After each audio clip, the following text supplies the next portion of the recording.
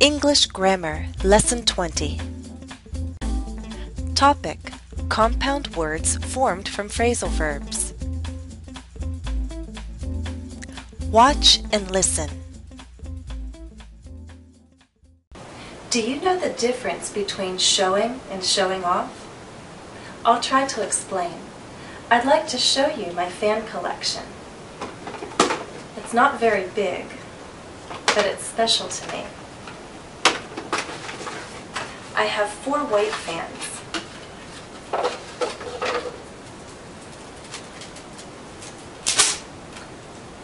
That look like this. Pretty. And I have 2 black fans that look like that. These black fans are very comfortable to hold. They're very pretty, but of course they're even more beautiful when you put them into motion. Now I'd like to show you my favorite fan in the collection. This was a gift. It's a fan from Japan.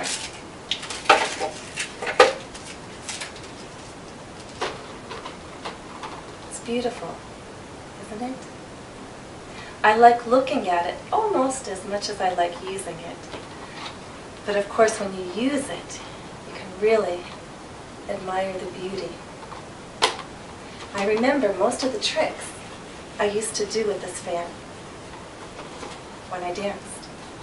That was showing off just a little bit. So before you start thinking of me as a true show-off, we're going to talk about compound words formed from phrasal verbs. Let's first make the difference clear between showing and showing off. Show is a verb, and as you know, it means to let someone see something. For example, I want to show you my fan collection. Do you want to see it? Show off is a phrasal verb. We have the verb show and the particle off. When we put these 2 parts together, we have a new definition. To act in a way so that people will admire you, or to try and win people's respect for what you have or what you can do. For example, Jennifer was showing off with her fans. She thinks people will find her dance moves interesting. All right, now that we're clear about that difference, let's move on. Let's look at this sentence. Please don't think I'm a show-off. Is this an example of a phrasal verb? Well, you've probably noticed that in this sentence, show off is written with a hyphen.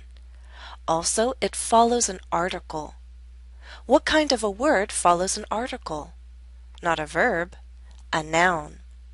Here we have an example of a compound word, more specifically, a compound noun. It's a compound noun formed from a phrasal verb. Let's talk more in detail about what compound words are. A compound word is a noun or adjective formed from 2 or more words. Compound words are often formed from phrasal verbs, especially 2-word phrasal verbs, and by that I mean a verb with 1 particle, as in show off. By joining this verb and its 1 particle with a hyphen, we get the compound noun show off. Compound words formed from phrasal verbs are written with a hyphen, as in show off, or as 1 word, as in workout. Let me share a couple study tips. Some compound words formed from phrasal verbs are very common, but not all phrasal verbs form compound words.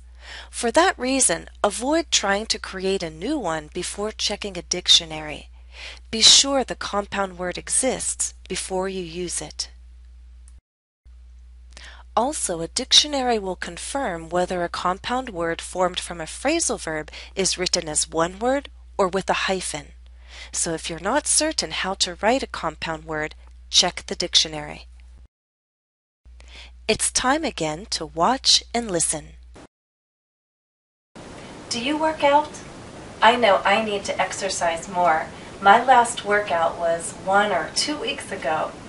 Most of this workout equipment that you see belongs to my husband. Let's be clear about the difference between work out and workout. Written as two words, work out is a phrasal verb. As you know, it means to exercise. For example, my husband works out a lot, so he's strong and healthy. Written as one word, workout is a compound word. This compound word can be either a noun or an adjective. Look at our two examples. Jennifer's last workout was 1 or 2 weeks ago. Jennifer's husband uses different kinds of workout equipment. Let's turn our attention to pronunciation. Do you hear a difference in pronunciation? A difference between compound words and phrasal verbs? Which words are stressed? Listen closely as I say these 3 sentences. 1. Do you work out? 2. My last workout was 1 or 2 weeks ago. 3. This is my husband's workout equipment. You've probably noted that we stress the beginning of a compound word that is formed from a phrasal verb. Listen as I say 3 compound words. Please don't think I'm a show-off. My last workout was 1 or 2 weeks ago. This is my husband's workout equipment. Now I'd like to compare the stress in phrasal verbs and the stress in compound words. Listen and repeat after me. She sometimes shows off. She's a show-off. He often works out. His workouts are usually 30 minutes long. If you have the opportunity to record your own voice, I'd suggest doing that. When you play it back, make sure you hear the difference in stress patterns. Exercise 1. In this exercise, your task is to do 3 things. First, read the statement and identify the meaning of the phrasal verb. Then, state the compound word we can form from that phrasal verb. And finally, contrast the stress patterns of the phrasal verb and the compound word. It's a lot to remember, so let's try an example together. Example: Gary's car broke down again. The mechanic said it would take 1 or 2 days to fix the car. What does break down mean? A. Drive slow. B. Get old. Or C. Stop working. Well, I've given you a clue with the picture. Break down means C. Stop working. We use break down when we're talking about cars or machines. So now that we know what this phrasal verb means, let's go on to the next step. If a car breaks down on the highway, there is often a special lane on the far side of the road for the driver to pull into. This keeps the car out of the way for passing drivers. What do you think we call this lane? What compound word can be formed from the phrasal verb break down? Written as one word, breakdown is the compound. And that special lane for emergency use? It's a breakdown lane. Now listen and repeat. If your car breaks down, pull over into the breakdown lane.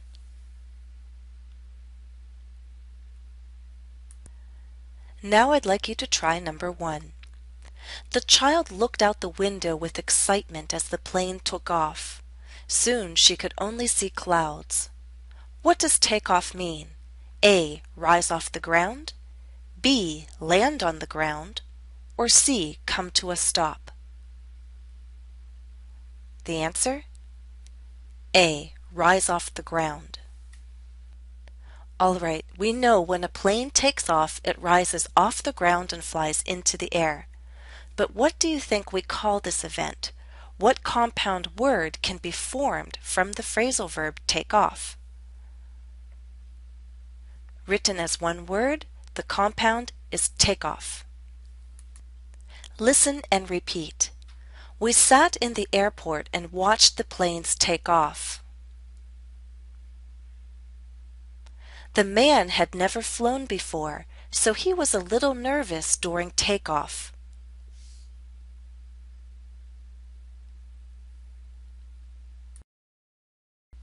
2. The company was losing business, so the management decided to lay off hundreds of employees. Their workforce decreased by 25%. What does lay off mean? A. Give work to, B. Stop employing, or C. Replace? Lay off means B. Stop employing. When a company lays people off, it stops employing them because there isn't enough work for everyone. What do you think we call this event? What compound word can be formed from the phrasal verb lay off? Written as one word, layoff is the event. I have seen it written with a hyphen, but I prefer one word. Now listen and repeat. The company will lay off a quarter of its employees. The economic crisis has led to many layoffs in the United States.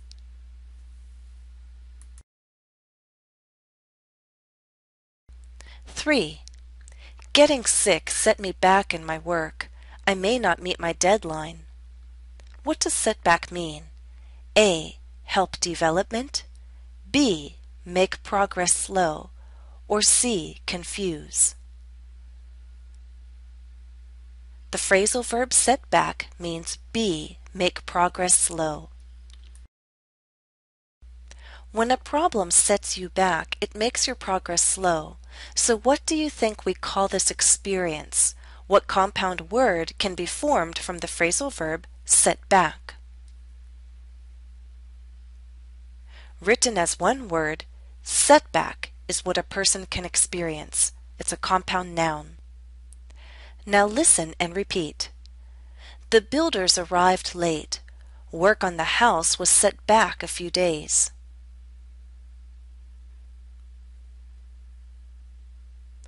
There was a small fire on the construction site, but that was a minor setback. They'll soon be on schedule again.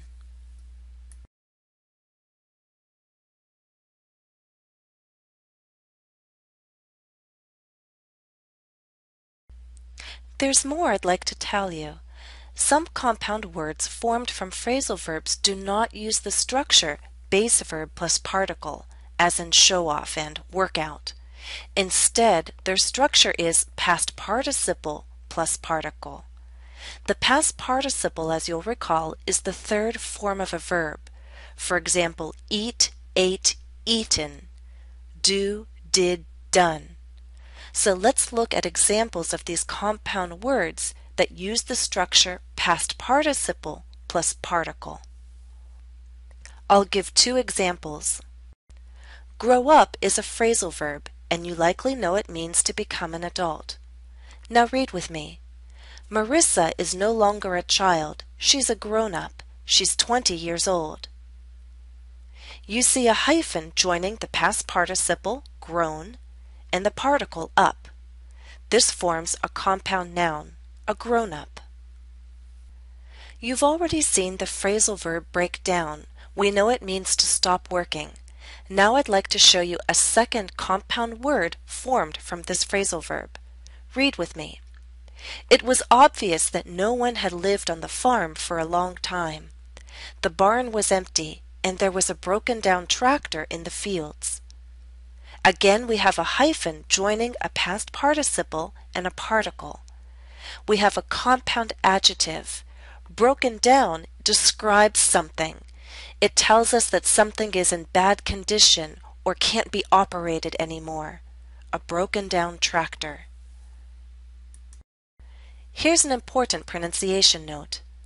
Compound words which are formed from phrasal verbs and which use the form past participle plus particle can have different stress patterns. A dictionary will help confirm the word stress of a compound word. Examples. 1. Grown-up sons and daughters. Stress is at the beginning. Grown-up. 2. A broken-down tractor. Both parts are stressed, but the second receives more stress. A broken-down tractor. Exercise 2. Watch and listen. Pay attention to the pronunciation of the compound words. My family is getting ready to celebrate Christmas. We're going to have a small get-together with our friends, so I've prepared some gifts. I have toys for the children and small little gifts for the grown-ups. My children don't expect to get their Christmas presents until the very morning of December 25th, and that's because they still don't know that the tale of Santa Claus is a made-up story. Their Christmas presents are actually hidden upstairs under our bed, and I've asked my husband what are we going to do if the children discover their presents before the 25th. So our cover-up story is that this year Santa has so many children to visit, he's asked us if he could deliver the presents early. Well, I know that sounds silly, but they're still small, so we want our children to believe in the Christmas magic a little bit longer.